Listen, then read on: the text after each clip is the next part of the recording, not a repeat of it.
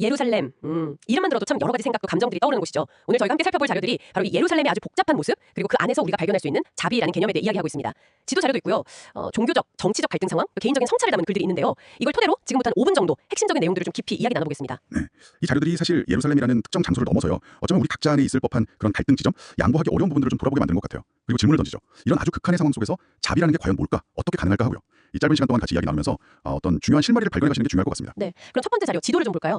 예루살렘 구시가지가 이렇게 딱 나뉘어 있네요. 유대인, 무슬림, 기독교인, 아르메니아인 구역으로요. 그렇죠. 눈에 확 들어오죠. 특히 그 성전산, 템플 마운트 또는 하람 알 샤리프라고 불리는 곳, 여기는 유대교와 이슬람교 모두에게 정말 심장 같은 곳이잖아요. 바로 그 지점입니다. 예. 하나의 공간이 여러 종교의 핵심 성질하는 것. 그 사실 자체가 이미 갈등의 어떤 씨앗이 될 수밖에 없는 거죠. 근데 여기에다가 또 다른 자료에서 보여주듯이 정치 군사적인 복잡한 현실이 그냥 얹혀지는 거예요. 아, 네, 맞아요. 그 지도 밖으로 시선을 좀 넓혀보면 이스라엘 주변 상황도 나오죠. 네, 뭐 하마스, 헤즈볼라 같은 무장 세력들, 이란이나 시리아 지원을 받는 이런 세력들이 주변에 있고요.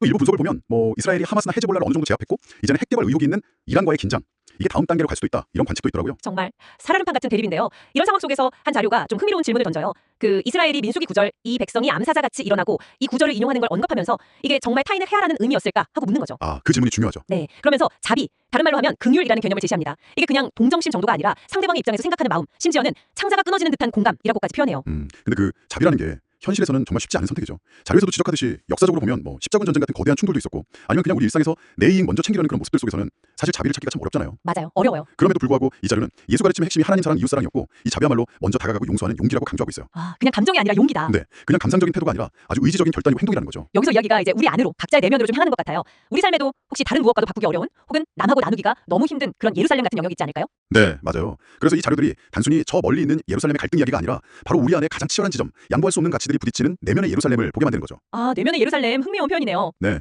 그리고 바로 이 지점에서 그 일제강점기 주기철 목사님의 일사가고 저항 사례가 나오는 게 또 인상 깊어요. 네, 저도 그 부분 봤습니다. 일사가고라는 게 말 그대로 죽음으로써 신념을 지키겠다는 다짐인데 주기철 목사님은 신사참배라는 강요 앞에서 다른 신에게 절할 수 없다는 자신의 핵심 신념을 지키기 위해 폭력이 아닌 방식으로 저항하다가 결국 순교하셨잖아요. 그렇죠. 비폭력 저항이었죠. 네, 그러니까 이게 뭘 보여주냐면 내 소중한 가치를 지키는 것이 꼭 공격적이거나 폭력적일 필요는 없다는 거예요. 오히려 고통을 감수하는 희생과 자비, 그러니까 무력 불사용의 정신이 결합될 수도 있다는 걸 보여주는 아주 강력한 사례인 거죠. 그렇군요. 자신의 신념을 지키면서도 자비를 잃지 않는 방법. 네. 결국 이 자료들이 우리에게 던지는 가장 근본적인 질문은 이거 아닐까 싶어요. 우리 안에 그 첨예한 예루살렘, 그 갈등과 이해관계가 꽝 부딪히는 그 자리를 우리는 어떻게 다룰 것인가 하는 문제 말이죠. 맞습니다. 오늘 쭉 살펴본 내용들이 바로 그 예루살렘의 현실과 또 그 안에서 피어나야 할 자비라는 이상 사이에 어떤 팽팽한 긴장감을 그대로 보여주는 것 같아요.